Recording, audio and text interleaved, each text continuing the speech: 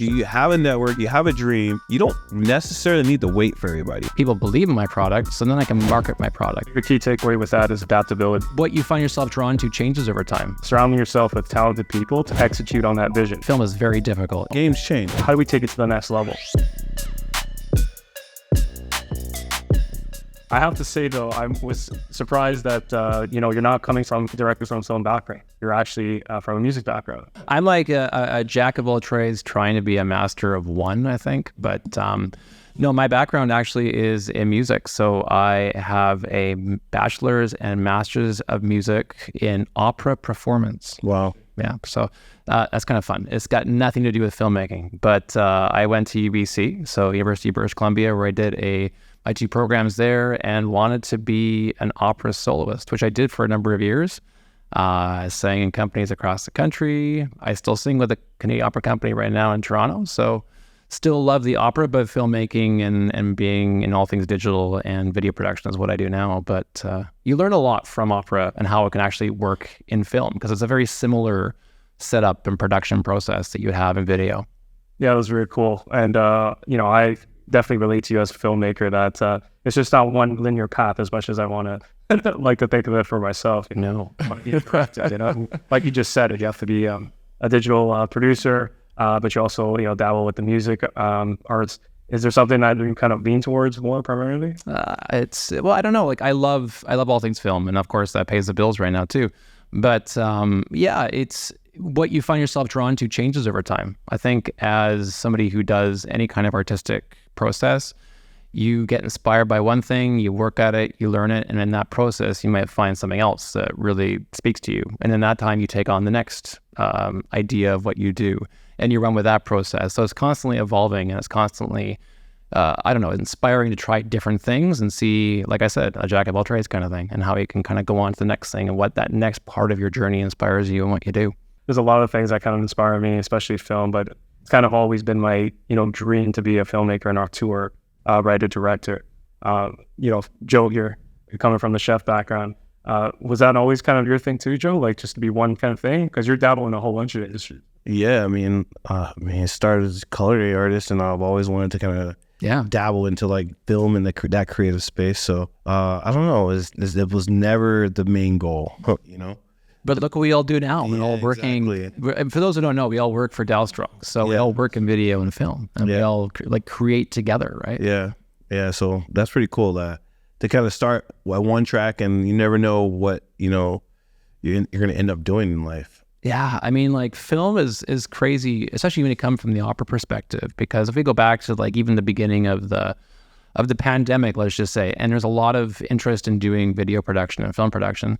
And for me, I also run a media company, Copy Shop Film and Creative. Go check them out. There's a plug in all the cameras. Or on the socials, we do all kinds of stuff. But I made a company that specialized in video and commercial production and everything from the docu-space to ads and even music videos. And especially from there, the arts realms in the pandemic, they pushed money into this. So much money came into making video production and film production from different styles of media and the arts, like the opera or the ballet or the symphony or even music video, music artists. And so there was this need and interest to do more in that space, especially in opera. And that is where a lot of information came my way on trying to incorporate what I've learned in film and music and marry them both together. Yeah. Is this idea of letting that story shine cinematically or cinematography in that space. It's interesting. I think when you come from a different skill set or discipline, and then you bring it into film, and I'm very, very new to that world. But when you bring it into film, you bring something a bit different, a bit more of that passion and more of that grit from that world. But I would imagine classical music is very organized. Yes. And so I'm sure the disciplines there kind of definitely translate over. I'm a chef, so there's a lot of disciplines, but then there's a lot of creative rawness. And so there's that element that can go over to film. Like if you're, a handyman, or if you're a contractor, those things can translate. Any of those things can translate to film, because film can translate any of those things. Exactly. It showcases it. It gives it a new light for it to be seen. Yeah. I mean, now more than ever before, we all have access to cameras to do these kind of things. So the handyman can make his work look really cinematic and cool depending upon how it's told and the story behind it and the shot selections and the pattern of what the process is for what that handyman is doing. Yeah. And I think especially the cool thing with being in the arts is like the production of film is the same as in many ways the production of a symphonic work or an opera or a ballet. There is your backstage staff, there's your PA staff, there's your director, there's your choreographer, there is the talent on stage, there's the presentation of it. And film's the same thing. You have your PAs and your ADs and your grips and your techs, and that's all the production. And then you've got your talent, which is on in front of the camera. Then you've got the direction behind the camera, which is the same as a director or a choreographer. And then your post-production process is essentially the presentation to the audience in a show. The same kind of thing. It marries it all together and you mark it out. And before you know it, like it's at least 75% the same process to do these different things. Yeah. Very cool. I think the key takeaway with that is adaptability, right? Like as artists, we're able to transfer our skills in any sort of production or any sort of industry, right? Like, we've already mentioned that, work together, Dallas Strong represents. And, I'm a filmmaker through and through. So when I was tasked to create this highly captivating social media channel, it's a different beast. Mm-hmm. But when you strip it to its bare bones, it's storytelling. Yeah. It's just finding the right audience. And I just think it's very important for filmmakers, this is speaking to my younger self, is that, be open-minded to that adaptability and those transferable skills. I think that's what makes the most, kind of nuanced and versatile artist. Absolutely. Yeah. You have more skills, like I said before, a jack of all trades. If you have more skills to bring to the table, the more you are valuable to whatever role you do, right? Especially when it comes to film, because in film, and many of us who start out, those who don't know, the process is basically script writing and screenplay writing, and then going into producing of it, and then the actual the production aspect of things, and then the post-production of things.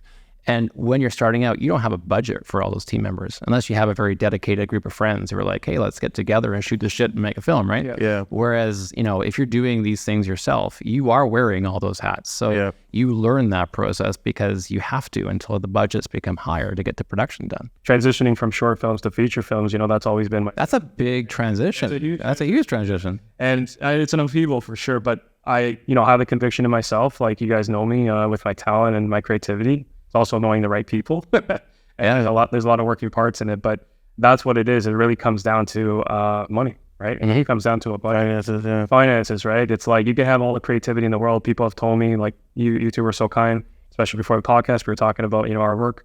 And at the end of the day, if you don't have money backing you up in the feature film world, as you know, you don't know where it could take you. But nevertheless, you run up this business, Coffee Shop Creative, fantastic. I run 94 Productions, a little bit of a smaller scale, of course. But I always wondered with you, being a creative and you're running this business, is there an overarching dream or kind of goal you're setting for yourself? Do you aspire to be an auteur? Well, the whole process was to make a coffee shop. I mean, that's what I really wanted to do in the first case, was to actually make a real coffee shop. That's why it was called Coffee Shop Creative. My goal originally, way back in the day, was to make a place where people could come together. They can make a website, because that's how the company began, and get a latte. And that was the trick.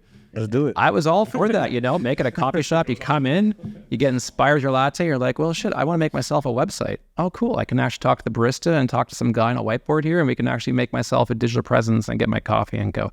That was the original idea behind it. But of course, everything changes, and now you can make a website on Squarespace for next to nothing. And it's very easy to do so. Yeah.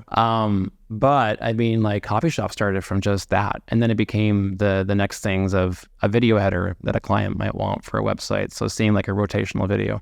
And I'm like, well, if they want that, then maybe they'll want an ad. So maybe I should start doing video. And so I just started training myself on watching YouTube videos and getting out there and asking people questions and just getting myself involved in any way possible to learn that.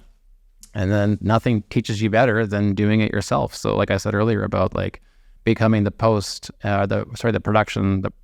aspect of it, the post-production, and doing it all yourself, you learn how all that's done. Yeah. And then when you think you're good enough and people believe in you, then you can charge money for it. Right?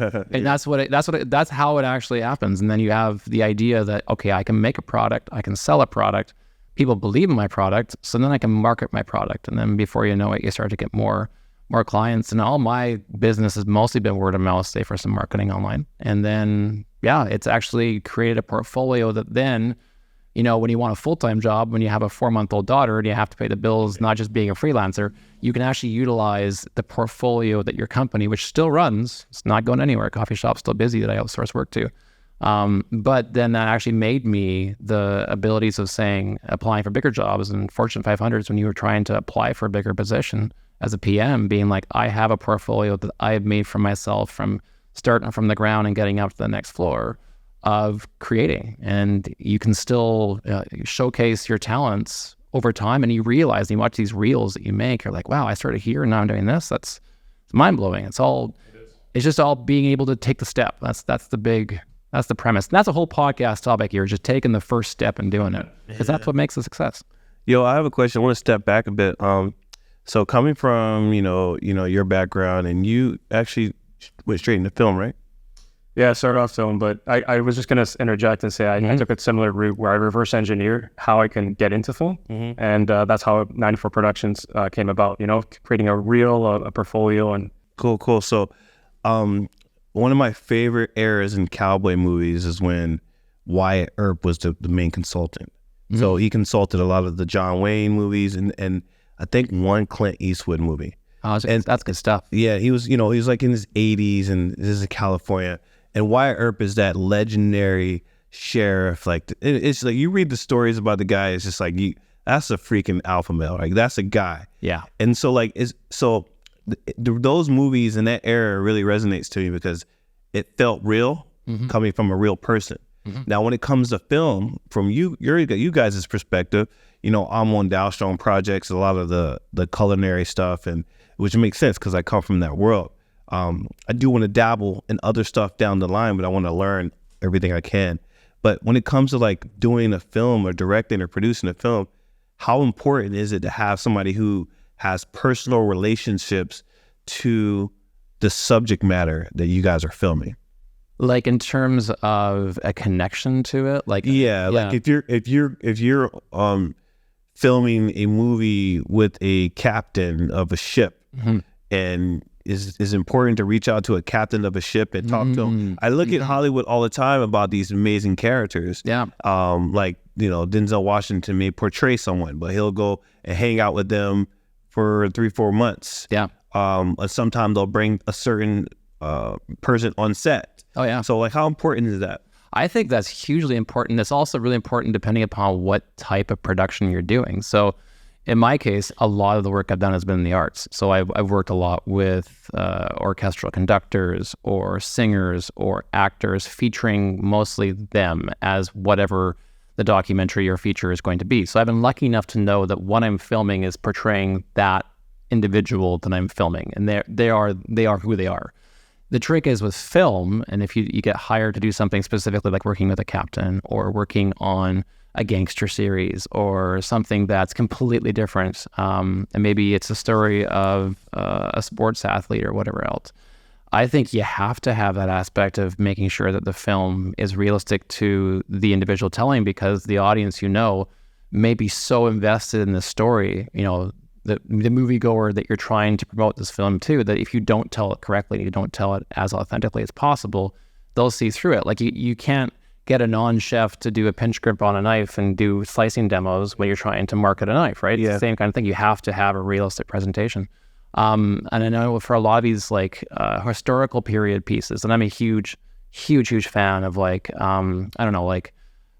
20th century works like 1917, World War I, World War II, even Vietnam.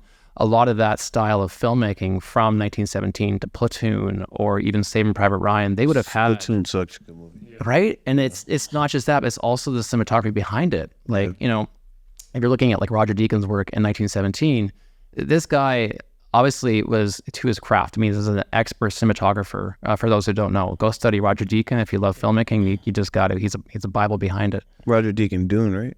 Roger Deakins, 1917. 1917. Oh, yeah. That was really raw. That was just so good. But the thing is, to get that realism behind it, they would have had to bring in people to verify, is that realistic? So in Saving Private Ryan that we talked about too, you have veterans going into theater, watching it for the first time, who were left visibly moved and shaken and had to receive counseling because of how realistic it was. Yeah. So that's Steven Spielberg. That's those filmmakers getting that idea down 100% of what the realism and the horror from that would have been, so that the filmmaking experience is that much elevated.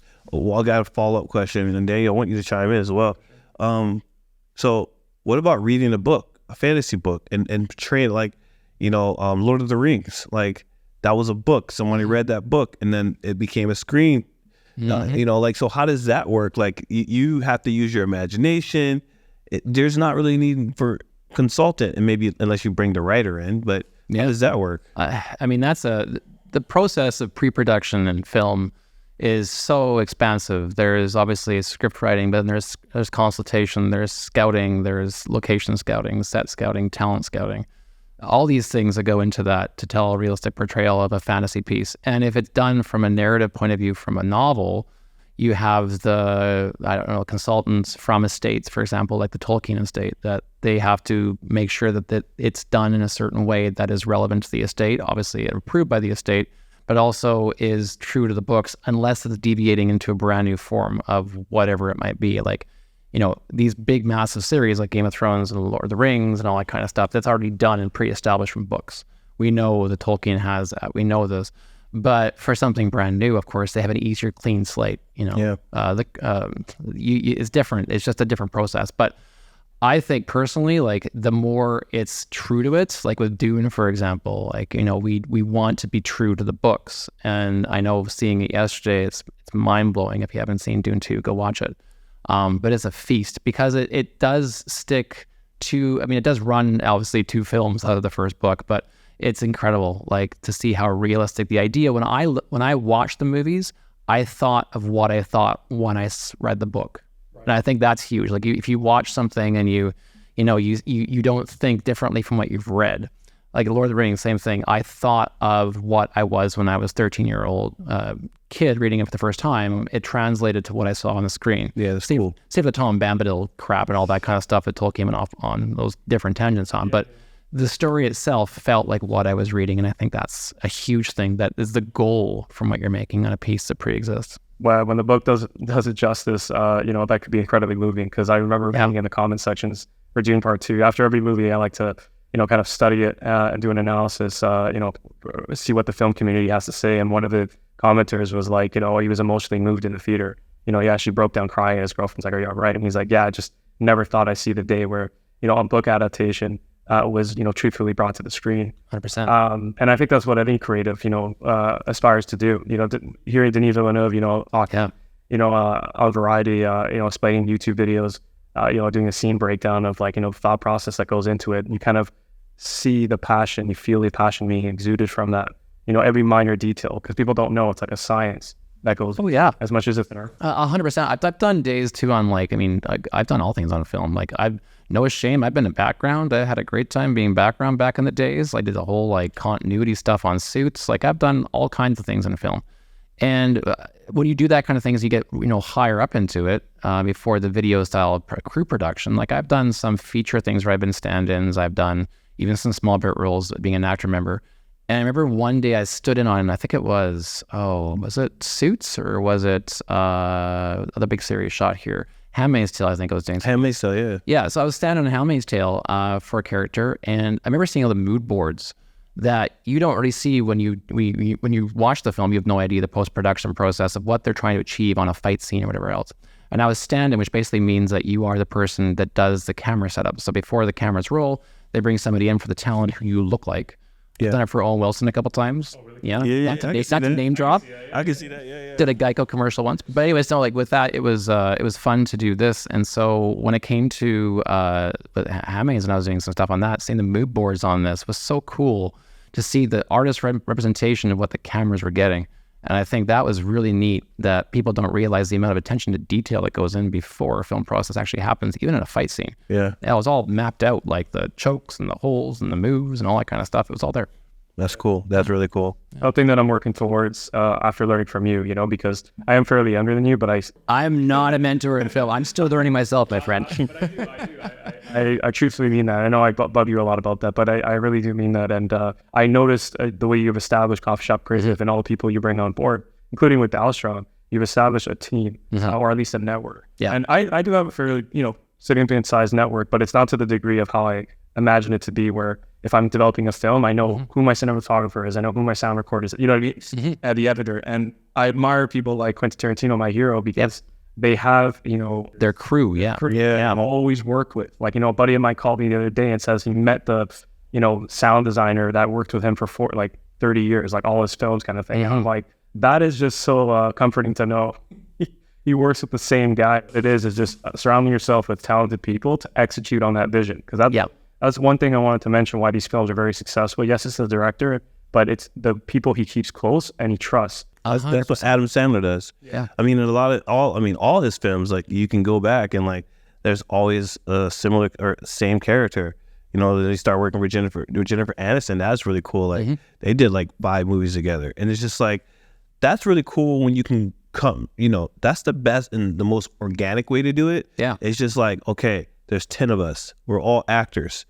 Let's just create content together. Yeah. I talked to a friend during the pandemic, and she was just like really down and out about like not having any opportunities. And then I guess there was a strike. I don't know too much about the film world, but there's a huge strike, and she even got even more depressed. And I was like, just take control of your own destiny here. Like, there is a way and an outlet. You have resources, reach out to those resources and just start filming. And she did. And like 3 years later, this is crazy right now. So like, it's just one of those things. Like, you have a network, you have a dream.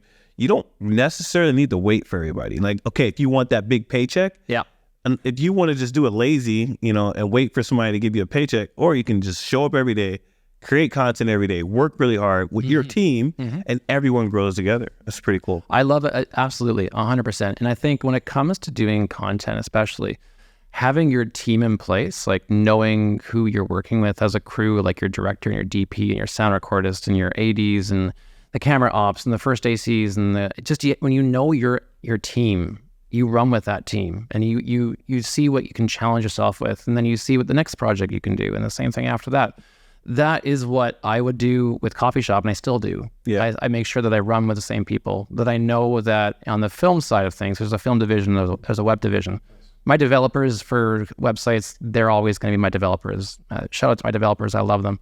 And I will always hire them. The film people, the same thing. So when it comes to projects now, because I don't have time to do that, because we all work at Dalstrong, and I have a 4-month-old daughter, there's no time to do a lot of these other projects. But if Coffee Shop gets RFPs that come in for different work, I have my team that I send out. They send out videographers and sound recordists, even makeup artists. Yeah. That these people are either, they could be industry leaders. Like, I'll do a shout out to Scott Bell, who we worked with recently. Yep. This guy has done sound on Fat Man. He's done sound on everything that's being shot in Canada, CBC, TiVo, you name it, all this kind of stuff. If I need sound, I go to Scott. If I need my camera operation, I go to my buddy Eric Moniz, who's another shout out to Filmmaking. We've filmed a bunch of stuff together. If I need makeup, I go to Nicole or Richard. If I need to have 80s and grips, I have an army of people I contact. And these people all started with me. So they all came up from the bottom. I keep saying this again, not to repeat myself, but coming up from the bottom and starting with that process, because I can trust them. I know they get the job done. And now I'm meeting all these editors working with our team, and also editors here in the city that I've worked with too. That is the trick, because never before, especially when people say like, oh, like your friend, yes, there was a strike that obliterated film. And it's still recovering right now. And it's not like everything's back to normal, because it's not. And film is very difficult. It's not an easy career, but if you love doing it, you got to run.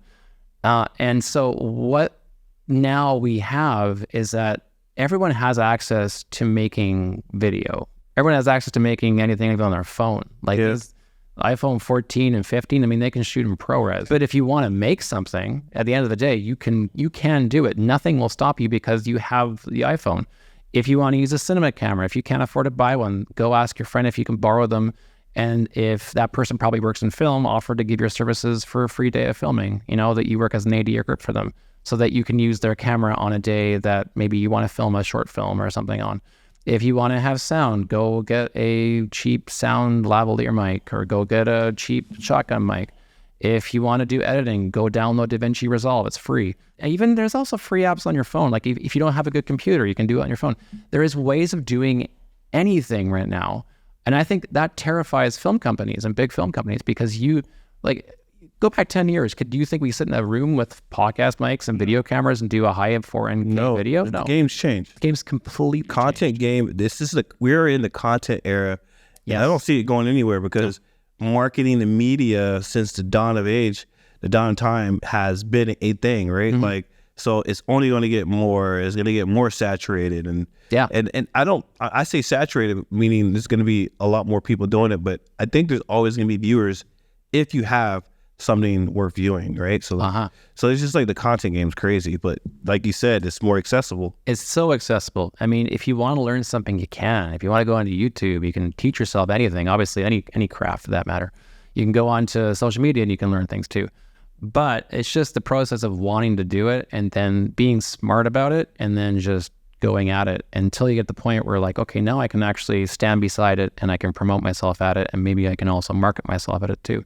Yeah. And that's what I did. Yeah. I'm not saying it works for everybody, but it worked for me. Yeah. And I didn't go to film school. I'm an opera singer. Like that's what I'm training in. I know how to sing high notes. Like I didn't know how to run cameras and make, storyboards and do all that stuff in post-production. But if you love doing it, and that's what I do, then you can. You just have to take the first step to do it. And then you will start. I'm amazed you're doing feature films, because that's a whole lot of work. It's big stuff. Yeah, it's a long time pursuit. Yeah, for sure. And it's going to be big things. Yeah, but that's what it is, right? At the end of the day, it's like setting goals for yourself. Like you said, when you first started Coffee Shop Creative, and seeing where you are now. And I have a business partner, I'll be with Michael, shout out, co-producer of mine. So we're developing a script. It's almost completed. And yeah, that's what it is. We have the same mindset of we could be doing shorts for the rest of our lives, guys, right? We know we could do it. Yeah, we have the reasonable budget. But it's like, how do we take it to the next level, right? And that's with anything, right? That's the thing. It's shorts. You can get, like I've done a lot of shorts, and I like shorts, and I still make shorts. If you make a feature film and you want to pitch it for funding, I'd say at least 70% of people will be or 70% of companies and backers will want to see a film. They want to see a feature. And a feature, those who don't know, it's usually over about 60 to 70 minutes, I think is the actual official definition of what a feature is. So like when you get into that realm, then, if you do a great piece, people can obviously take more interest in it. It's easier to pitch, unless you're making a series or a web series or a pilot or whatever else. The shorts will not get you acclaim. I mean, they'll get you into festivals, they'll get you recognized, they'll get you obviously in the door to meet people, and they're great pieces for your demo reel. You're not going to make a living off of doing shorts, but at the same time, if you love doing shorts, then stick to shorts. But shorts lead the way to film or features. When you master the craft of shorts and you master the process of, pre-production and post, and then taking that knowledge and then putting it in just a longer format, it's just more days of filming, more days of editing, more days of involvement, more talent involvements. It's just a bigger process, but it's the same fundamentals that you get from doing that short for the very first time. Yeah, exactly. Well said, Steven. This has been phenomenal. It's always insightful learning from you. Perspective on the business. Gotta have you back. Definitely have you back. And we really appreciate you just sharing your knowledge on how to become better filmmakers and, more importantly, better artists. Yeah, man. The art. It's all art. It's all art, but you guys do art too. I mean, and I think that's a big thing, is that working with this team, obviously with you guys at Delstrong, it's been awesome to see your process, and also outside of Delstrong, what you're doing, like with Demon, for example, looking at festivals and looking at your growth on social, and oh my God, like the connections you have, not in the culinary world, but also in the content world now too, and learning cameras and learning. Even like before we go, like we did a shoot, all of us actually, down in New York for a docu kind of series we're making at Delstrong with chef Charlie Mitchell. And like, Joe, you were the director, producer, but also the interviewee, which for those who don't know, that is a skill in itself, because if you're sitting down with somebody who's A-list, who we just watched the videos the morning before on Good Morning America or ABC or whatever else that he's doing, the man doesn't have time to have somebody who's not familiar and also not confident in being an interviewee.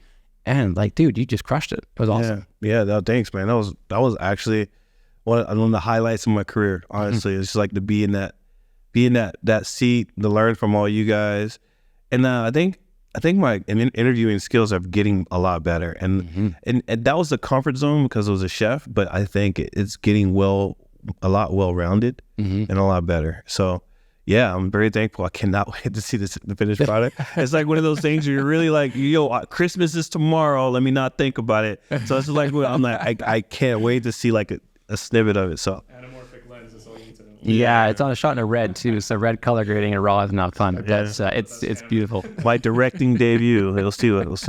Awesome. All right. Well, thank you so much, Steven. Thanks, Joe, again, as you know. And thank you, everyone, for watching. That's the move. That's the move. Peace.